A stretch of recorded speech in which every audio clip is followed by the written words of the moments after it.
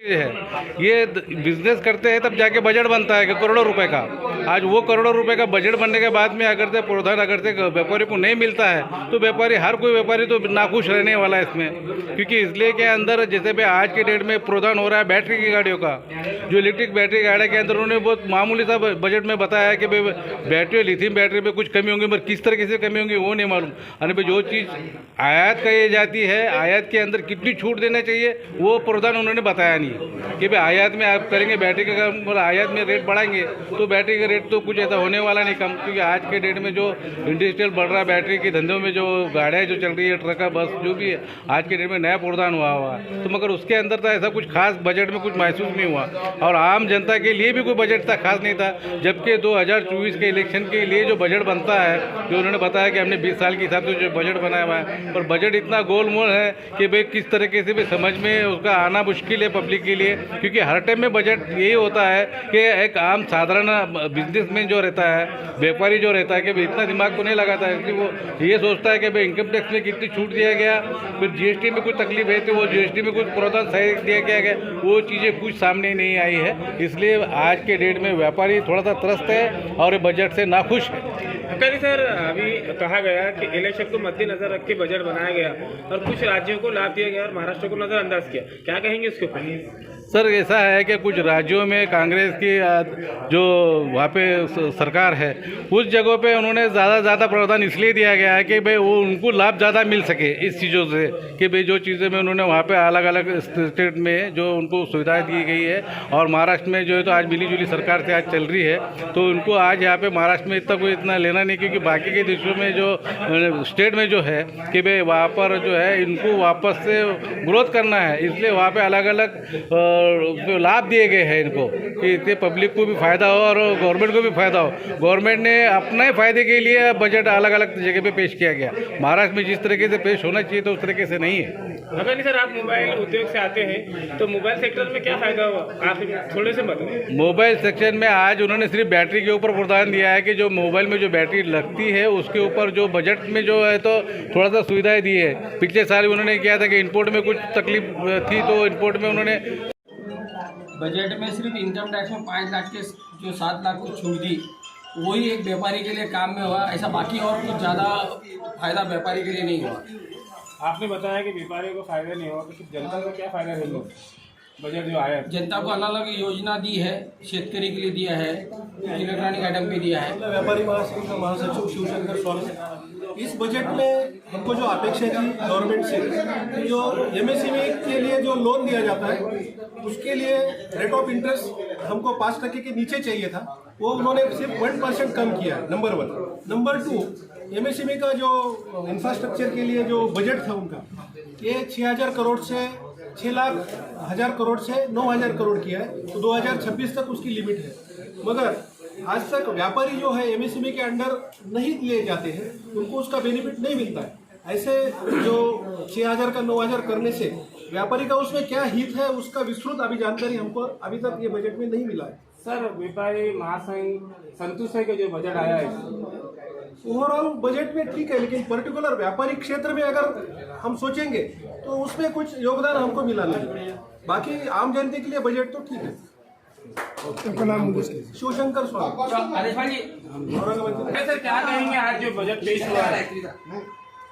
आज का बजट जो है तो इलेक्शन वाला बजट बताया जा रहा है और ये सभी आम नागरिक के लिए काफ़ी चीज़ें बताई गई है, लेकिन व्यापारियों के हित के हिसाब से उतना कुछ किया नहीं गया है। और जो बताया जा रहा है कि ग्रामीण में काफ़ी लोन दिए जाएंगे युवकों को अपना कारोबार शुरू करने के लिए, लेकिन प्रत्यक्ष में बैंक जो है तो ग्रामीण के लोगों को जल्दी से लोन व्यापारियों को देती नहीं है।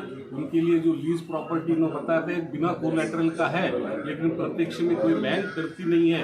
इसके लिए जबरदस्त कानून बना के इन्होंने बताना चाहिए या देना चाहिए, उसका प्रोविजन ये बजट में हुआ नहीं, ये करना चाहिए, ये मैं बोलता हूँ। सर, अभी 7 लाख की छूट दी गई है जनता को आईटी में, और जनता को तो कोई फायदा हो रहा नहीं, फिर 7 लाख का फायदा क्या हुआ? अब वैसा देखा जाए 5 लाख से 7 लाख बढ़ाया, अच्छा हुआ, लेकिन उतनी महंगाई इतनी बढ़ गई है तो वो 10 लाख होना चाहिए था। ऐसा आम जनता के लिए वो हितकारक रहता और ज्यादा से ज्यादा लोग फिर इनकम टैक्स भरने के लिए प्रवृत्त होते। जो अपना इनकम टैक्स का जो स्लैब है वो कम करना चाहिए और ज्यादा संख्या नागरिक या लोग उसमें शामिल होने के हिसाब से करना चाहिए था, ऐसा हमें लगता आपका है। पूरा नाम बोलिए। जगन्नाथ विजनाथराव काळे। जांबड़, मैं Tansukh Jambad, Maharashtra chamber of commerce industries and agriculture Mumbai, इसका उपाध्यक्ष के रूप में यहाँ पर उपस्थित हुआ हूँ। मुझे ये बताते हुए निश्चित रूप से कुछ बातों के लिए समाधान है कि बजट में सर्वसामान्य लोगों के लिए जो 5 लाख से 7 लाख की राहत दी गई है इनकम टैक्स में, ये बात तो ठीक है, मगर हमने अगर ये देखा है कि महंगाई का परसेंटेज गत 4 वर्षों में लगभग 25 से 40% बढ़ गया है। हम सब जानते हैं हर एक महिलाओं का, गृहिणी का बजट घर का जिस तरीके से कोलैप्स हो रहा है, इसमें ये कोई बहुत बड़ी बेनिफिट होगी ऐसा लगता नहीं है। दूसरी मांग हमारी विशेष रूप से ये थी कि जीएसटी के राहत में हमें कुछ राहत चाहिए थी, जिसमें हमें नए रिटर्न्स दाखिल करने के लिए उन्होंने कुछ हमें आश्वासित किया था, जबकि हमारी चैम्बर के माध्यम से आदरणीय अर्थ मंत्री सीताराम मैडम से बात हुई, चर्चा हुई थी, और जब बजट के पूर्व इस बारे में हम लोगों का डेलीगेशन उन्हें मिला था, उसमें उन्होंने एक्सेप्ट किया था कि हम निश्चित रूप से जीएसटी पोर्टल में सुधार करके उसमें व्यापारी और उद्योगपतियों के लिए पुनः रिटर्न दाखिल करने के लिए कुछ राहत देंगे। पर अनफॉर्चुनेटली जो सबसे बड़ी डिमांड ये थी, ये हमारी पूरी हुई नहीं है। ये बात मैं आपको विशेष रूप से उल्लेख करना सर, सरकारी कर्मचारियों को जो पेंशन होते हैं उनको क्या लाभ मिला इस बजट? सरकारी कर्मचारियों को तो हर समय अच्छी बातें दी जाती है, क्योंकि they are the major voters जो यूनाइटेड के रूप में शासन को मदद करते हैं और एक लॉबी के रूप में शासन के साथ रहना चाहते हैं, इसलिए निश्चित रूप से उन्हें दिया जाता है। पर जो आम जनता है, विशेष रूप से मैं जो 90% व्यवसायिक जो है, जिसे कह सकते हैं कि जो खुदरा व्यापारी रहता है, उससे हम पेंशन योजना की डिमांड की थी, उसके बारे में कहीं भी उल्लेख इस बजट में हुआ नहीं है। ये बहुत दुर्दैव की बात है। आपको पूरा नाम बोलिए। मेरा नाम तनसुख जांबड़, उपाध्यक्ष Maharashtra chamber of commerce industries and agriculture Mumbai. ऐसा है, हम आदेशपाल सिंह छाबड़ा, अध्यक्ष Maharashtra chamber of trade and commerce. केंद्रीय अर्थसंकल्प को शॉर्ट टर्म के हिसाब से आज देखने का समय नहीं है। केंद्रीय अर्थसंकल्प आज जो बताया गया है और जो उन्होंने अपने स्पीच में भी दिया है कि ये आने वाले 25 साल का एक बेस बोल करके इसको आपके सामने सादर किया गया है। वो सही बात है कि हर सेगमेंट, हर स्टेक होल्डर ये देखेगा कि अपने को अपने बजट में से मिला क्या है। आम बेसिकली ये देखना चाहिए कि ये बजट के माध्यम से सभी स्तर की ओर से मार्केट में इंडिविजुअल को कैसा पैसा खर्चा करने को उसको मुभा मिलती है। आज ये केंद्र अर्थसंकल्प के माध्यम से बाजार में पैसा आना बहुत जरूरी है सर्कुलेशन के लिए, और सर्कुलेशन के लिए जब पैसा आना है तो ये जब सब स्तरों पे जब ये विस्तारित डेवलपमेंट होगा, जिसको inclusive growth in real sense कहते हैं, और इंक्लूसिव ग्रोथ के लिए इन्होंने कई ठोस कदम उठाए हैं, इसलिए इसको नजरअंदाज नहीं किया जा सकता। हमेशा अपन सिर्फ शॉर्ट टर्म अगर देखें कि इनकम टैक्स का बेस क्या था, उसको कहाँ तक का रिवाइज किया है, वहां तक के एक टिप्पणी करना हम जरूर चाहेंगे। जो 5 लाख से 7 लाख की है, इन्होंने कम से कम उस चीज को ध्यान देना चाहिए था।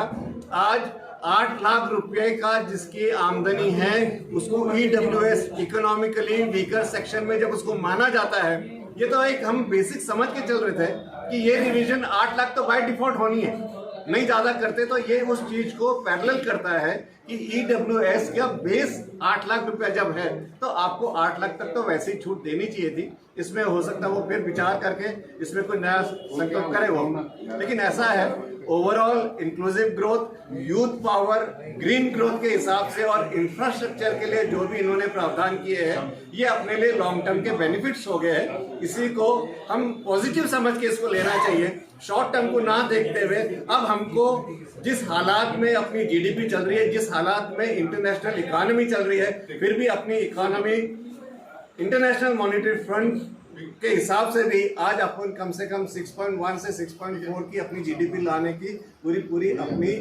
क्षमता है और वो पूरी हो। सर व्यापारियों को कितना लाभ मिलेगा इसमें और कितना नुकसान होगा?